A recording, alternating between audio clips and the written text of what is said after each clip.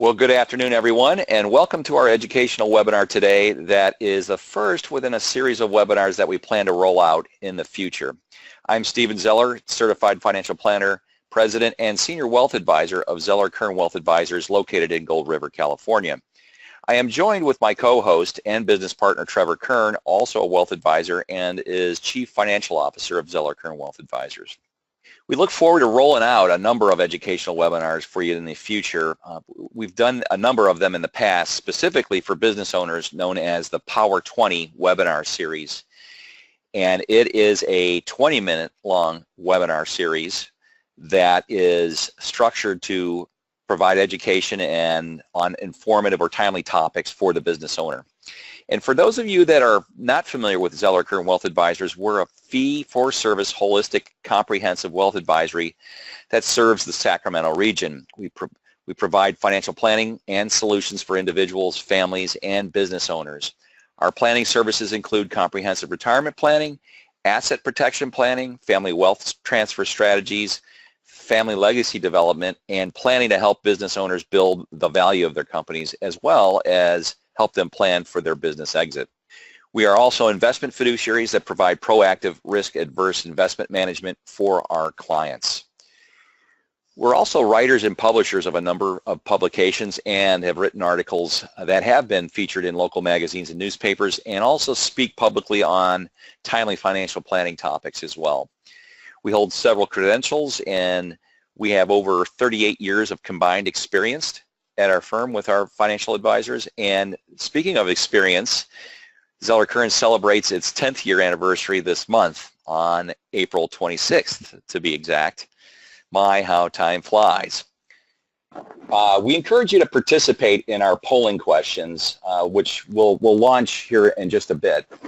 But first, we wanted to explain a little bit about this webinar. We thought we'd roll this webinar topic out because it's a topic that seems to come up quite frequently with clients and seems to be a hot topic with articles that we have published in the past, and that is how to manage healthcare costs. When you retire, and perhaps this interest is driven partially by the tremendous uncertainty that we have within the healthcare system currently. I mean, that's a given. And some of this uncertainty is just going to have to play itself out. However, there are some things that we can address when we are approaching retirement and during retirement to help manage our financial matters and avoid financial surprises during those years. And quite frankly, most of us look forward to retirement as a time to shift gears, worry less, and enjoy a slower pace of life. But with these costs in the horizon, it could taint that rosy picture, if you will. So what we'll do is, before we get into the topic here further, is we want to show some poll questions for you. Yeah, the first one here is what are the current medical care cost estimates for retired couples each year to cover expenses? So take a minute, if you would, and select the answer you think is most appropriate there. All right. And then the next question is, do you currently have a retirement plan that factors in the cost of health care? And everybody's voted on those. Okay. So what we'll do is we'll present a few questions that are commonly asked with addressing this subject, and then make some suggestions for some things you can think about doing to prepare yourself for the inevitable and growing costs of healthcare in retirement. So there's 5 key healthcare cost factors and questions to ask. And the first one is very common question is, who will care for you? And really, some 38% of pre-retirees said that they retired early to care for a family member with a chronic illness. So I guess the point is that it's for real. And a lot of us have gone through, certainly I have, is caring for family members who are suffering from chronic illness. So it's something to really think about. Second one is, are women prepared to pay more? There's a reality in that women just longer than men throughout their longer years. In fact, the statistics is on average 2 to 3 years longer than men. So the point is that they're going to have to plan for a little bit more longer of a life expectancy and hence pay for more in healthcare costs. Thirdly is, how long will you live? That leads us right into that question. So assuming, here's a statistic for you. So assuming that you live to age 65, there's a 50% chance you'll live to 90 if you're female, and 87 if you're male. And if you're a surviving spouse, typically off of those statistics is you live to around age 94. Of course, nothing's certain, but those are the trends that are in place currently. Fourthly is, does your retirement income plan factor in healthcare inflation? So that's something that's often overlooked. Healthcare inflation outpaced the general rate of inflation by 4.5% last year, which is the current statistic. So when you're doing financial planning scenarios or preparing for a retirement, you can assume those costs are going to escalate, for instance, at that rate, and make it higher relative to the assumed rate of inflation overall for costs of goods and services during your retirement years. And then 5, can you keep your doctor in retirement?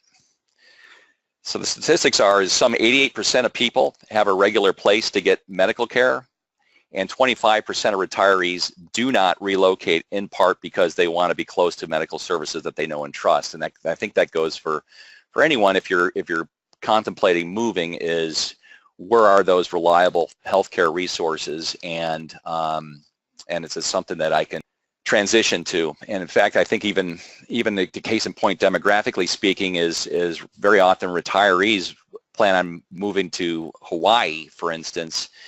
And the reality of it is that they don't enjoy over there many of the caliber of specialists such as cardiologists and so forth over in the islands, and very often retirees have to move back to the mainland to get the care that they need.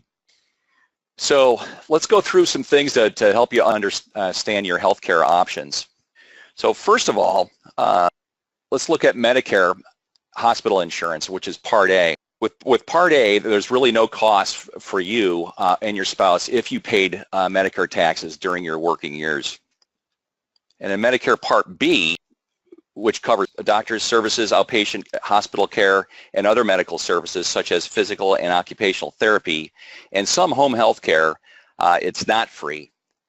So you pay a monthly premium for Part B, and there's no annual limit on your out-of-pocket expenses, as there is with many private insurance policies. Additionally, you can elect to purchase a Medigap policy for those supplemental coverages. And then Medicare Advantage plans combine Medicare Parts A and B and supplemental coverage into a single policy. So they are privately managed and can offer lower premiums or benefits than a traditional Medicare setup where each part is treated separately. But these plans also can limit you to using only network providers, so that's something to think about. And then to cover prescription drugs, you can purchase Medicare Part D, which is prescription coverage to supplement Medicare Part A and B, or a Medicare Advantage plan. And what we mean by a Medicare Advantage plan is an HMO or a PPO. So the factoring in healthcare costs into income planning for retirement, the estimates suggest that a 65-year-old couple retiring in 2016 would need $260,000 to pay for medical expenses throughout their retirement years. And that's not including nursing home or long-term care. So that's one thing that you need to make sure that you do address. But this figure does cover the cost of insurance premiums for Medicare Part B and D, prescription benefits, plus out-of-pocket expenses for co-pays, deductibles, and miscellaneous home care costs. But it does not include additional costs for treating chronic conditions such as heart disease, arthritis, diabetes, and most dental services. So it's a very real number, and it's something that you need to plan for. You know, one suggestion that we have with planning clients when preparing for retirement is to go through an exercise, which is a bucket strategy, as we call it. And what that is developing a diagram of predicted costs. So whether they're going to be major expenditures for covering, let's say, the roof, various repairs for the home, and in this case, healthcare costs. So creating a separate savings bucket for that. So what this will do is partition those costs, or those anticipated costs, and make sure that you'll have greater likelihood of covering those costs without liquidating investments and so forth. So anyways, current cost estimates for retired couples are $12,138 each year to cover expenses. So if you want to know what an annual average expense rate is, it's what we're looking at currently. So at this point, I'll hand it over to Trevor, and he'll cover some additional points. Trevor? Thanks, Steve. So as Steve's talked a little bit about factoring in those healthcare costs, next what you'll want to do is look at the possible sources to help pay for those expenses.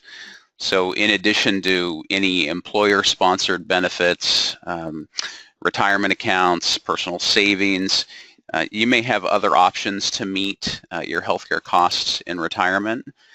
For example, if you have a health savings account, often referred to as an HSA, that sets aside pre-tax money to be used only for healthcare expenses and can be withdrawn tax-free.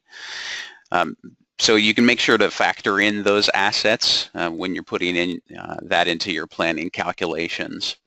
Now, on the other hand, if you haven't yet taken advantage of your employer's HSA health plan, think about using that and the optional HSA to begin saving now on a tax-favored basis. So since you don't have to use the money that you're contributing to the HSA right away, it can be set aside to cover qualified medical expenses in retirement, and you'll be able to withdraw it free from income taxes in the future. Now, unlike a flexible spending account or what's referred to as an FSA, HSAs don't have the use it or lose it policy, and they're completely portable for individuals who change employers. Now, some other sources that might be available to cover your healthcare expenses include voluntary employee beneficiary associations. These are tax-favored trusts set up to provide health benefits to employees of school districts or higher educational institutions, state agencies, and most recently, union members. And lastly, you may need to consider working part-time.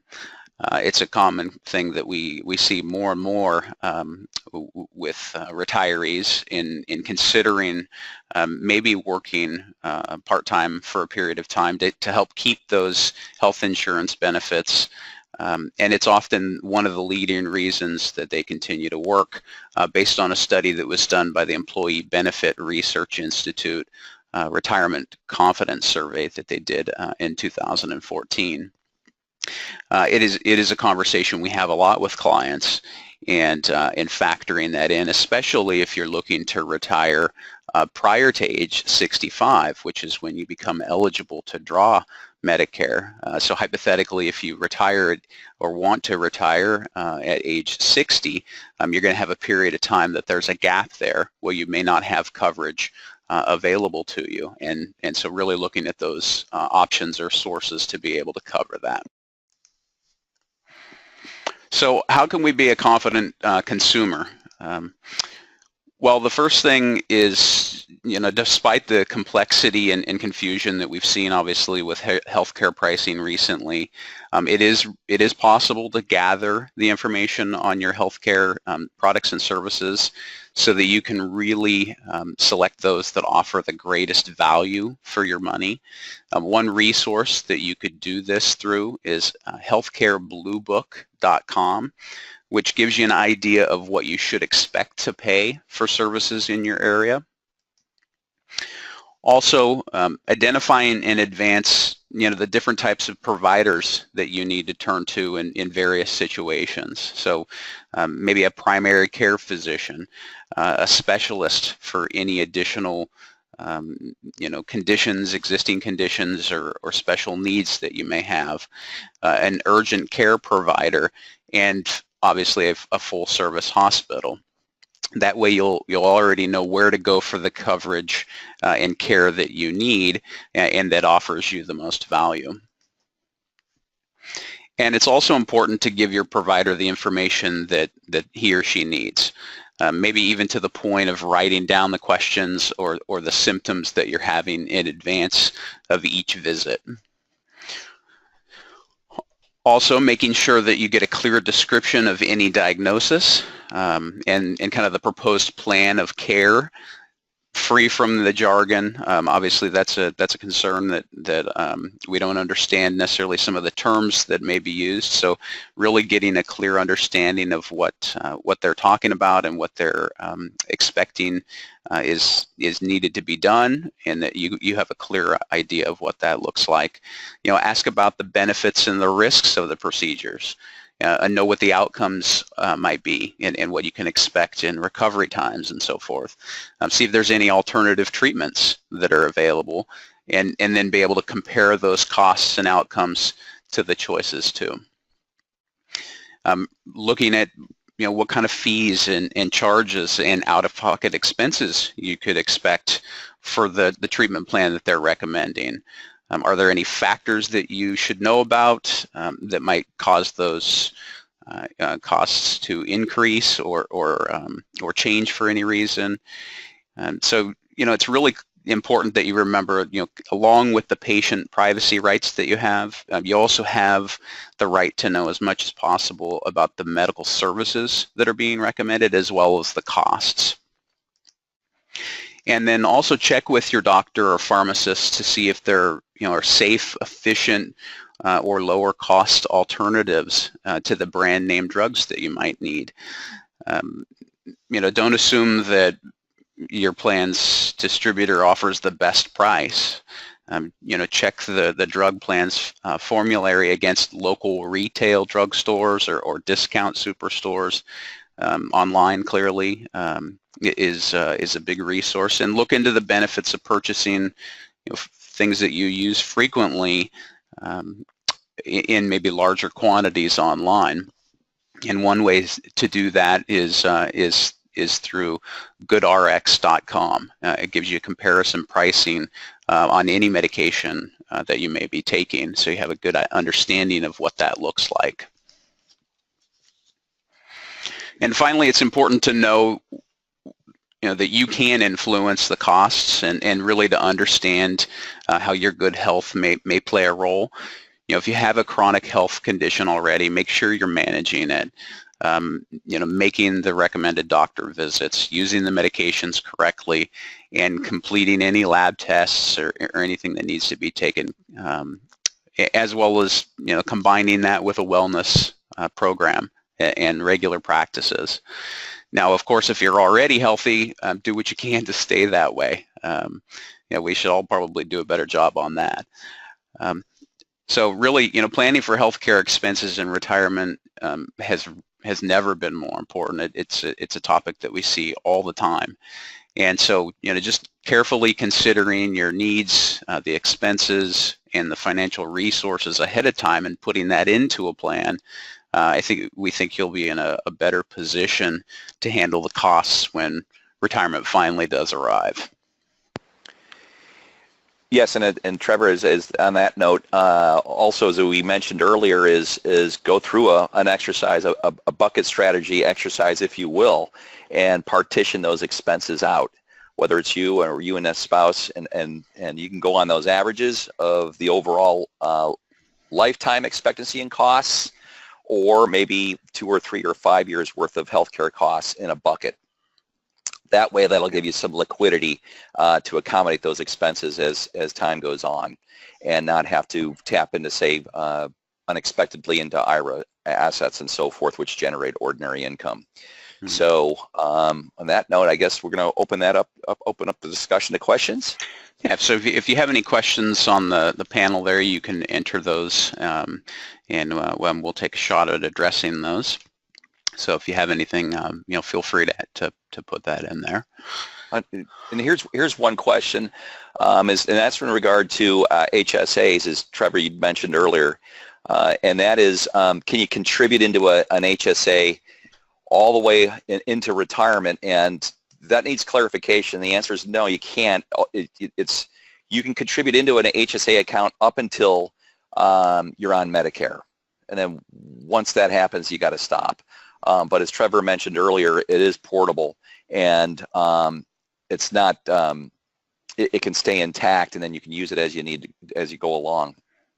So the idea there is then capitalizing on the HSA to contribute into as a tax deduction.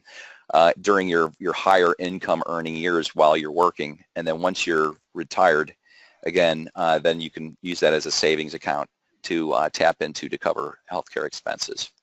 Yeah, and those, the HSA you can use to pay deductibles and co-payments, dental expenses, and even Medicare premiums, but you cannot use it for Medigap plans.